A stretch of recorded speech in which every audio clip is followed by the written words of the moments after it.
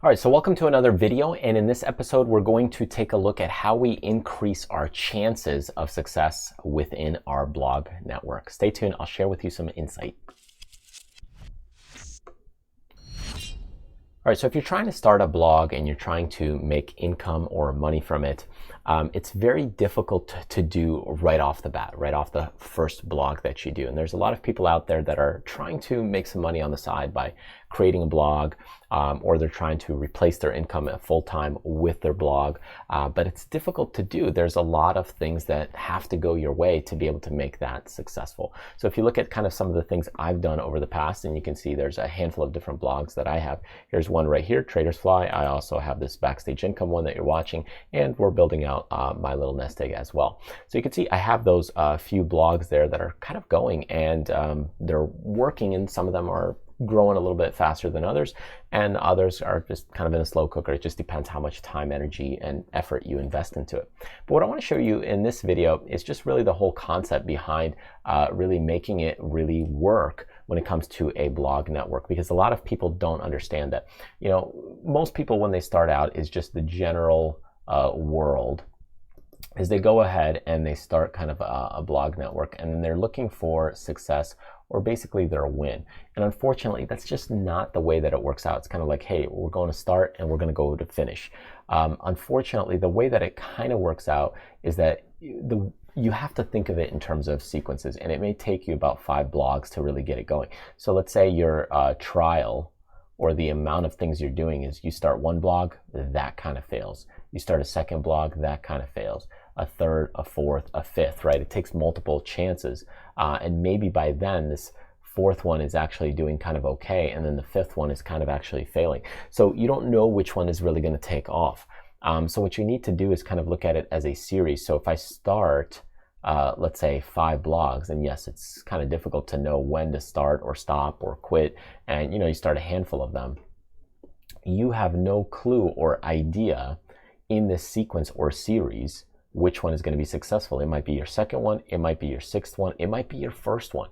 So there are some people out there that, they go in and they do their first one, it just works out and it works great, and boom, magic happens. For other people, it may take them the 4th one. For other people, it may take them the 13th one. You just don't know, because in your set or series, it just takes a lot of time. It's kind of like in your job or just career. Some people just really accelerate quickly. Other people, it takes a lot of time.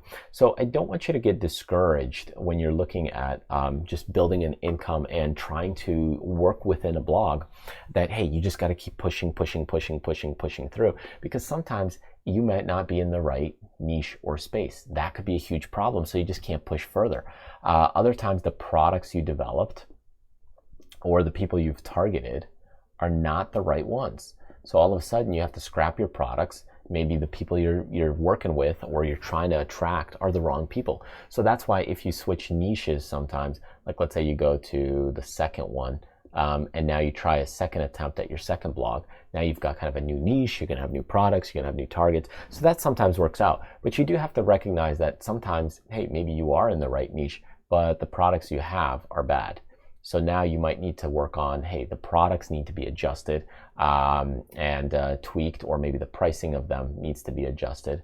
So there are certain things where you need to recognize where, hey, I gotta micro tweak some things, but other times you have to look at it also as a set of 10 blogs. If I'm looking at doing a set of 10 blogs, chances are probably one of those is in the right spot, at least in the bigger picture. Then what I wanna do is look at which one I wanna fine tune. Yes, I know from a practical standpoint, it is difficult to start 10 blogs all at once, and you're probably not going to do that. But what you want to do is, as you're starting your first one, start recognizing certain things and signals of, hey, am I in the right space for my audience? Am I in the right niche? Is the niche have value, or people and customers that are willing to spend money? Because sometimes you'll go into, let's say, a couponing niche, and if you're getting into a couponing niche, well, those people are looking for coupon sales, discounts, and they're probably not interested in saving or spending money. Whereas if you're going into, let's say, a boat repair shop, or you're looking at selling boats, those people might be more interested in spending money for boat related things, and they're willing to spend money on it. So you have to understand that in certain areas, it's just not viable or financially feasible to really make a good percentage or return unless you can get the quantity of people there. and that can actually get expensive because there's just a lot of competition out there. So recognizing those points in these different areas or segments is like, hey, which segment do you want to be in? What products can you create? Or in this case, I'm also referring to services, because sometimes, it's not just about the products, it's also products and services.